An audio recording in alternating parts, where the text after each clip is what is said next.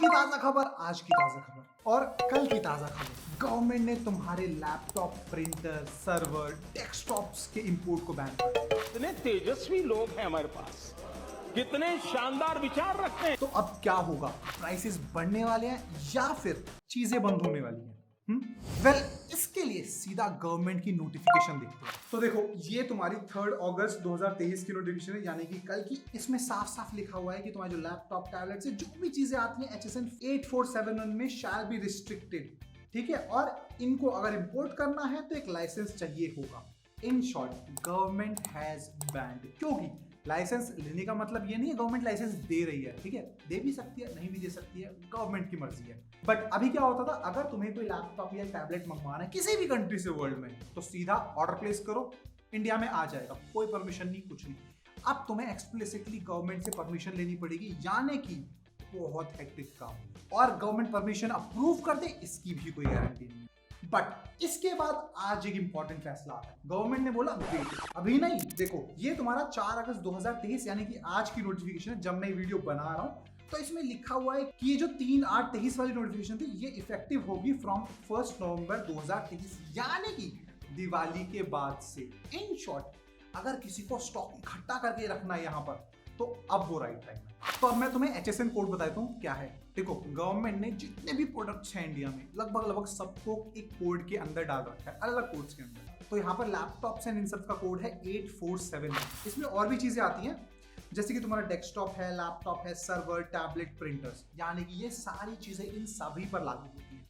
और गवर्नमेंट ने इस पूरे HSN कोड को, यानी कि इन सभी प्रोडक्ट्स को रिस्ट्रिक्टिव कैटेगरी में डाल दिया, यानी कि लाइसेंस के बिना नहीं मिलेगा 1 नवंबर के बाद से। अब मजे की बात ये, काफी लोग ये प्रिडिक्ट कर रहे हैं कि भाई ये तो जियो की वजह से हो रहा है या फिर अंबानी जी का कुछ है। चलो मैं दिखा देता हूँ। देखो, ये जियो बुक है। अगर तुम इसकी लिस्टिंग देखोगे तो इसका खुद कंट्री ऑफ ओरिजिन चाइना है और बनाने वाला मैन्युफैक्चरर भी चाइनीज ही है, तो ये भी बैन होगा।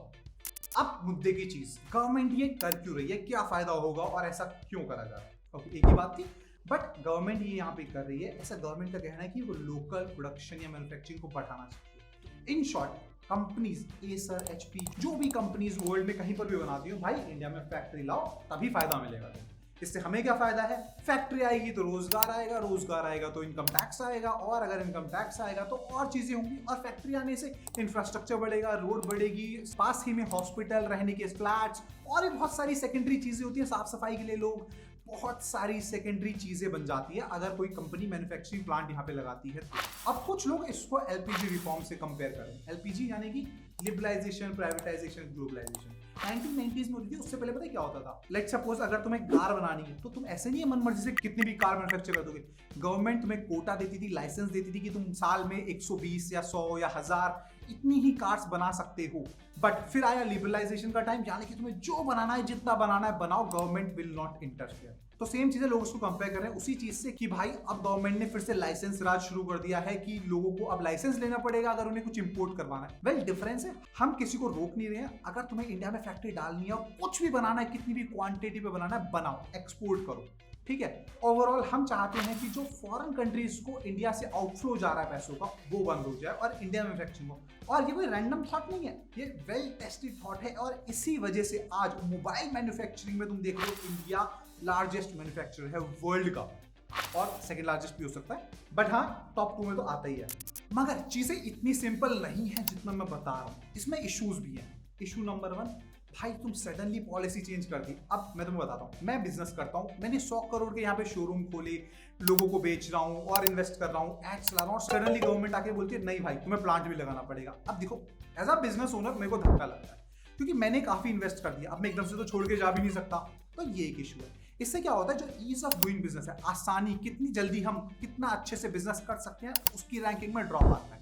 तो वो एक दिक्कत है। और जो बाकी लोग इन्वेस्ट करना चाह रहे हैं, वो भी ये सब चीजें देखते हैं कि भाई गवर्नमेंट ऐसे कोई सडनली डिसीजन तो नहीं ले आती, क्योंकि कल बोला कि भाई अब से बैन है और आज बोलते नहीं भाई दिवाली के बाद से बैन है। संडे को मस्त नहा धो के आ। समझ लो डिफरेंस। गवर्नमेंट की पॉलिसी सिंसियर नहीं है या फिर मतलब कंसिस्टेंट नहीं है। उसके अलावा 3 महीने का टाइम मिला है एक प्लांट लगाने के लिए। सालों लगते हैं एक अच्छा प्लांट बनाने में, 3 महीने का टाइम बहुत कम है। बट 3 महीने के बाद गवर्नमेंट बोल रही है हम लाइसेंस दे देंगे और हम एक स्पेशल पोर्टल बनाएंगे, वहां पर तुम इजीली अप्लाई कर सकते हो। अब वो काम कितने अच्छे से होगा ये केवल गवर्नमेंट जानती है। तो हाँ, यहाँ पर भी इशू है। और अब लाइसेंस के अपने आप में इश्यूज है, पता है। तुमने अप्लाई किया, 1 महीने में लाइसेंस आए, 2 महीने में आए, यहाँ पे दिक्कत हो जाती है। और उस लाइसेंस की वैलिडिटी गवर्नमेंट के अकॉर्डिंग 1 साल ही है, तो हर साल तुम्हें रिन्यू भी करवाना पड़ेगा लाइसेंस। अब इसमें एक और इशू सुनो, लाइसेंस तुमने मान लो 1 लाख क्वांटिटी का लिया, तुम्हारी सेल ज्यादा अच्छी हो गई, तुम्हें 2 लाख चाहिए, फिर से लाइसेंस अप्लाई करो। समझ लो, छोटी छोटी इश्यूज आ जाती है लाइसेंसेस की वजह से। एंड करप्शन भी यहीं से शुरू होता है।